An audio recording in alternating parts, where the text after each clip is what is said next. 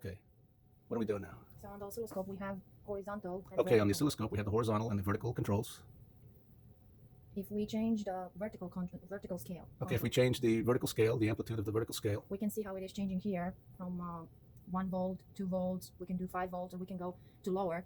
We pretty much have to use the one that it is going to be optimal for us to visualize the waveform. Oh, so you're just setting the amplitude. Yes. The oscilloscope. So we'll understand how to use an oscilloscope to measure both DC and AC voltage levels. We're going to become, during this lab, familiar with the construction components and fundamental operation of an oscilloscope, and we will learn how to set the amplitude and frequency of a function generator. So pretty much the function generator is going to be the instrument that's going to provide for us an alternating waveform, and this oscilloscope is going to be the instrument that it is going to show us, help us to visualize what voltage we are setting from the signal generator. Before we start with the oscilloscope, we always should start calibrating the actual probes. So sometimes the probes, if they are new, they might not be calibrated, and our final results might be erroneous. So we have the oscilloscope with the probe that has the tip and it has the ground connection. So if we are coming here at the end of the actual oscilloscope, we can connect the probe to the actual part that says probe compensation, and we are connecting the ground. So if you are looking now to the actual waveform, you can see that the generator, it's offering for us a square waveform, which is not perfectly square. In order to actually be able to visualize it as a perfect square, we will have to compensate. So for that, we are pressing number 1. And here where it says more, we are pressing the button. Sometimes it might be pressed to the fine scale. You are pressing down till you reach to probe setup. Then says compensate probe for 1, and we are pressing the button next to, and okay. If we are looking now to the actual waveform, it is a perfect square, how we would expect it. Then we press menu off 2 times, and now we can see the actual probe. Next, we have table 2.2 that we have to do. So focus, we do not have it for this type of oscilloscope. It is auto-focusing intensity. So the intensity, there is a button called intensity. If we press the button intensity, it shows us that the actual button multipurpose A, it's for the waveform intensity. If we are changing it, we can change it all the way from 0 to 100%, what value we want. And the button B, it's the graticule intensity, which can be changed from 0 all the way to 100%, depending on which one of them we want it to be more intense. Next one, it is the Y position. Y position, it is going to be here on the vertical scale. It says position, and we have for all 4 channels. So if we change the position, we can actually move up and down our waveform. If you want to center it back to 0, you just press the button. For the X position, we have the horizontal position here, and if we are changing it the same way, it is going to be moving our waveform into the X direction. If we want to bring it back center to 0, we press the button position. The vertical scale. So the vertical scale on the oscilloscope, it actually helps us to change the amplitude of the scale to the optimal one that we want. So when I change the scale, if you are looking here, it's changing, in this case it says 2 volts. If I change it to 1 volt, that means each square going up, it is going to be 1 volt. So in this case, I have 2.5 volts, so I have 2.5 squares. If we want to change the period, again, for our alternating waveforms, they are varying in time with a certain frequency. Frequency being the number of cycles that are happening into 1 second, would be very hard sometimes to actually be able to count how many cycles are into 1 second, but we can figure out the actual period, and then 1 over the period is going to give us the frequency of the actual signal. So in order to measure the actual period, we have the horizontal scale.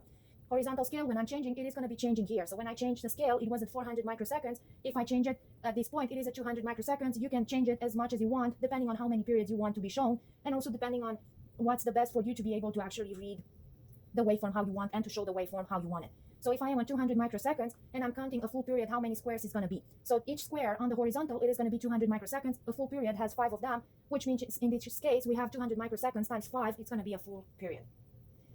The trigger option for the oscilloscope, if our waveform, it is constantly changing and it's moving very quickly, we can always use the trigger function, and I will show it to you later when we have a waveform that it is going to be changing. You can use the trigger options to actually stop your waveform and to be able to visualize it. You can also add measurements into your for your screen by pressing the button measure. You have the option add measurement, and then by pressing A or B, you are able to change them. In this case, A doesn't do anything because I have only channel 1 on, but if I press channel 2 also on, and I press measurement, add measurement, in this case, the button A, it is actually letting me choose between the channels that I want to use. B, it is in order to visualize what do I want to bring. If I want to bring frequency, period, rise time, fall time, delay, phase, and so on, you have a big category of measurements that you can select from. And then you just press OK to the add measurement. Coupling AC and DC. So sometimes we might have one or the other options. If into the manual, it was for the old oscilloscope also coupling to the ground. That option, we do not have it at this point. The oscilloscope automatically is centering to 0. By pressing the 2 positions, we actually are sure that we are with the waveforms in 0. In order to couple to AC or DC, we press the channel number 1, and we have here coupling DC or coupling AC. you actually saw in the moment that I press coupling to AC, the actual waveform, it starts going down. So if a waveform has both DC and AC components, and we are coupled to DC, we're going to see both components. If we are coupling to AC, we're going to see only the AC component. If you have a waveform that has only AC component, if you are in coupled DC or AC, you are going to be seeing it. At this point, because I press coupling to AC, you can see that the actual waveform is now changing. If I use the trigger and I'm bringing the actual line 2/3 of the actual waveform, at this point I can stop the actual waveform and I can see the waveform being as a picture, and I am able at this point to change the actual scale for either horizontal or vertical and see the actual waveform. Part 2, DC voltage measurement. So we have to set the DC AC ground switch to the ground position. We do not have that, so we are skipping this part. Anyway, our oscilloscope, it is centered to 0. Next, B is move the DC AC ground switch to the DC position. So we press channel 1. We see here coupling DC AC. We press coupling to DC position. Again, we are going to be doing at this point DC measurements. If we are coupling to AC, we are not going to see the DC measurement. And set the vertical sensitivity to 1 volt per division. So we are in vertical, we are channel 1, and the sensitivity, it is, we can see it here. It was 200, 500, and now it is 1 volt per division. 1 volt per division, and connect one channel of the scope across the 1.5 volts battery as shown in figure 2.3. So we have figure 2.3, we have to connect the scope across the battery. So we have the battery and we have the scope. So we have the battery, we are connecting the battery. I'm having here the actual figure. We have the plus of the battery and the actual red lead houses of the scope. So in this case, we can see it's a DC voltage. We can see a straight line on the oscilloscope, and it is at one square and half of the other one. So we can see on the oscilloscope a straight line, and it is at 1 square and half of the second one, which means when we read it, it is 1 volt per division, and we have 1.5 divisions, so 1.5 volts.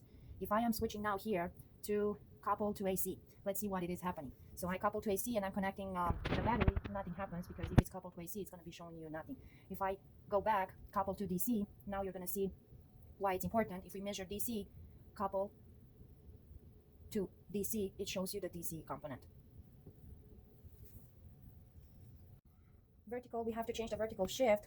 So change the sensitivity to 0.5 volts per division. So at this point we are on 1 volt per division. We go to the vertical scale and we change it to 500 millivolts per division, and then we measure again the voltage across the battery. So the voltage across the battery, in this case,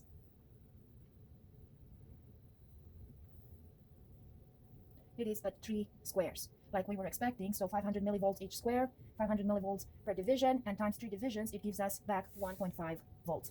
You're going to have to note the effect on the vertical shift. This part, it is important to actually specify which one of the vertical shifts using the sensitivity. It is easier for you to actually read it. Now we disconnected the 1.5 battery and connect the vertical input section of the scope as shown in figure 2.4. So if we look into the figure 2.4, we can actually see that now we are using 2 batteries connected minus plus. And we have to change the vertical sensitivity to 1 volt per division. It was at 500 millivolts. We change it to 1 volt per division, so now we can see there 1 volt per division. So we are with figure 2.4, we have 2 batteries. So now the plus of the actual scope, it is going to be going to the minus of the battery. So I have the 2 batteries connected, and the minus of the actual, the black lead of, or the ground lead of the actual oscilloscope goes to the plus.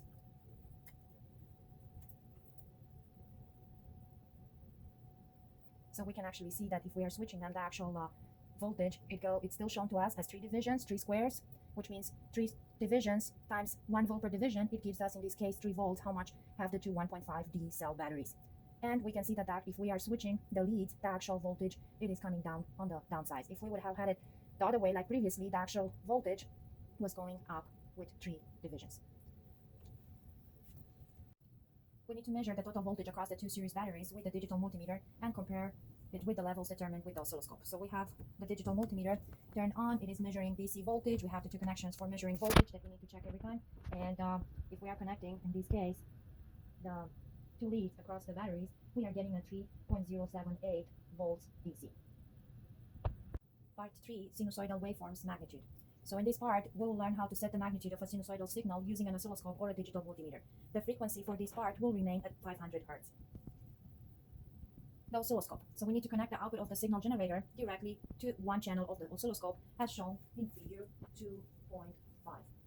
So we have the figure 2.5, we have the oscilloscope, and we have the signal generator. We need to set them up directly. So for the signal generator, we have the leads with the red and black. So we are going to be connecting the black with the ground and the red one with the other lead of the oscilloscope. So we have at this point connected the actual signal generator across the oscilloscope. So we have the signal generator connected from the output through the leads to the actual oscilloscope. Now we need to set the output frequency of the signal generator to 500 Hertz. So we are going to be setting up the frequency. So first, you're going to have to set up from here for the signal generator. You have the options for sinusoidal, square, ramp, pulse, noise. So either one of them, if you are going to be setting it up, you can choose which type of waveform we want. So we want to set it up to 500 Hertz.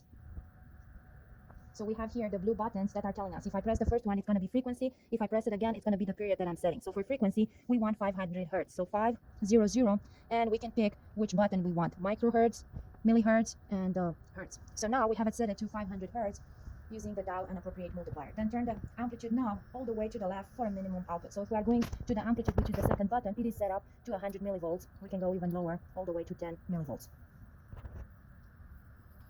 Next, on the oscilloscope, we have to set the vertical sensitivity of the scope to 1 volt per division. So it is already set it up to 1 volt per division, and the horizontal sensitivity to 0.5 milliseconds per division. So the horizontal scale, we do not have 0.5, we have only 400 microseconds, so that it is good. And turn on both the oscilloscope and the signal generator. So by turning the output button on,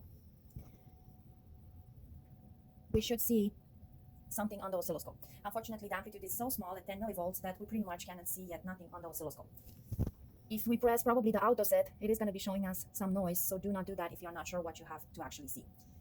D, set the DC AC to ground. We do not have that option, and then return the switch to the AC. So now we are going to be pressing the number 1 and couple to AC, and after that, menu off. E, now adjust the amplitude control of the signal generator until the signal has a 6 volts peak-to-peak swing. So I'm going to set the amplitude first to 1 volt peak-to-peak. Now being 1 volt peak-to-peak, remember, so this has to be at 1 volt. Remember, peak to peak means from the positive peak to the negative peak, we should have in this case, 1 volt peak to peak. If we look to the actual oscilloscope, we can see that on the oscilloscope that we have between peak to peak, we have 2 squares, which means we are reading there 2 volts peak to peak. So we are reading actually double that we applied. So that means that in order to get 6 volts peak to peak, we're going to have to apply here an amplitude of 3 volts and peak to peak, sorry. So now we actually, if we look on the oscilloscope, we have 1, 2, 3, 4, 5, 6 squares between the positive and the negative peak, which means we have 6 volts peak to peak. For this type of signal generator, if you are actually going into utility, output setup, and you set the option not load, but high impedance, high Z, and you're pressing done, you can actually see that when I selected 3 volts peak to peak, I actually selected 6 volts peak to peak. Make the necessary adjustments to display the following waveforms on the screen. Sketch both patterns in figures 2.6 and 2.7, showing the number of divisions for the vertical and horizontal axis distances and the vertical and horizontal sensitivities. So we have to show on the oscilloscope the mathematical format for the voltage 0.2 sine of 2 pi 500t. What that means? Well, 500, it is going to be the frequency. So we are going to be with 500 hertz, the frequency. The amplitude, it is 0.2. So that means I'm going to have to set up on the oscilloscope 0.4 peak to peak. So I'm going into amplitude, and I'm going to set up here 0.4 and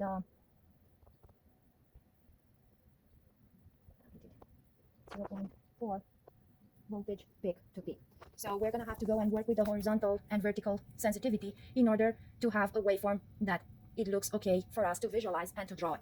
So I went and I changed with the vertical, and I'm going and I'm changing with the horizontal sensitivity. So in this case, I have 2 periods that I am seeing there, and the amplitude it is high enough for me to actually be able to draw it. So we can see in this case that the peak to peak means 1, 2, 3, 4 divisions times 100 millivolts. It's going to give us 0.4 volts there. And let's check that the frequency is the one that we wanted. So for a full period, we have 1, 2, 3, 4, 5 squares on the x direction, and times 400 microseconds, it is going to be equal with 5 times 400 microseconds. It's going to be 2000 microseconds. 1 over 2000 microseconds gives us 500 hertz.